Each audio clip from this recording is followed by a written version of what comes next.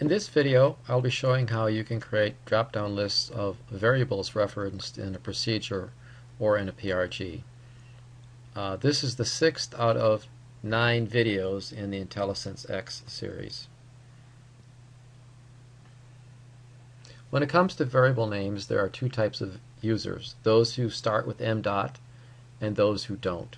And the tools that I'm going to show you here will satisfy both of those two groups.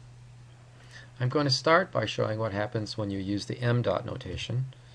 You get the drop-down list. Like all the drop-down lists, as you begin typing, it narrows the list for you if you've chosen the options that were demonstrated in the second video.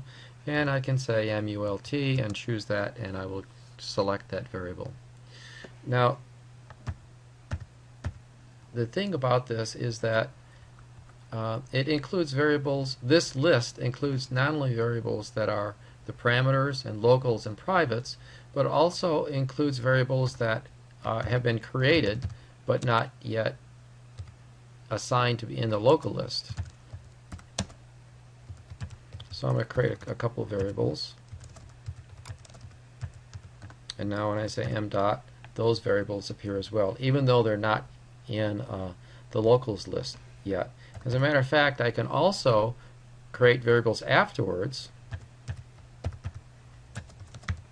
And now when I create this, I use the m dot here. It includes that variable as well at the bottom of the list in this case. That's fine for those who use m dot notation. I'm going to show you another tool that can be used by those who don't use m dot notation. If you use m dot, don't stop this video now. There's something more that you're going to want to see that may change your mind whether you want to type in m dot. This other tool, if I can find by going to the launcher, as I've shown before. And one in the launcher, I've typed in Intel, and there's a tool called Drop-Down Variables List. And this tool will have the same effect. If I go here and I say Run the tool, it gives me the drop-down list the same as if I had typed in m dot. Now, that means that you can get the list whether you start with m dot or not. But m dot users can use this tool as well, because they can tell Thor. We go to the configuration screen, we go to the options page, and we go to the m dots.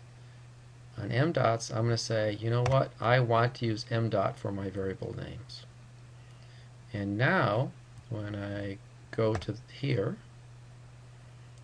go back to my procedure, and I say Run Tool, the drop-down list includes the m dot variables. And when I type, I don't type m dot, I can just type the part of the name I want, m control multiplier. You don't want to actually run this tool all the time from the tool launcher. You would like an easier way to do that. So I'm going to click on drop-down variables list, and I'm going to assign a hotkey to it. The key you assign is entirely up to you. I'm going to use Control Space. So if I come back to here and I use the hotkey that I've just assigned, Control Space, I get the drop-down list. And note that the drop-down list can contain the m dot or not. It doesn't make any difference. Now, the thing about using this tool, drop-down variables list, is you can start using it after you've typed part of the name. So for instance, if I typed in type and used the hotkey, it would tell me the only two names that match, and then I could select between them. What happens if there's only one match? As we said before, if I typed in m.mult, there's only one match. So if I type in mult and I only get one match, it's not even going to give us drop down. It will do that directly. This means that I can type in just part of a variable name, call the thing which gives me the drop down list, and if it only finds one, it won't even show the name. So I can type in success, for instance, or I can type in attribute. What this allows me to do then is to type in just part of a variable name, call the drop-down variable list tool. If there's only one match, I don't even see the drop-down list. It fills it in for me. And I have to tell you from my experience that I have found this to be a very, very nice way to both find my variable names and actually to make sure that I type in their name correctly.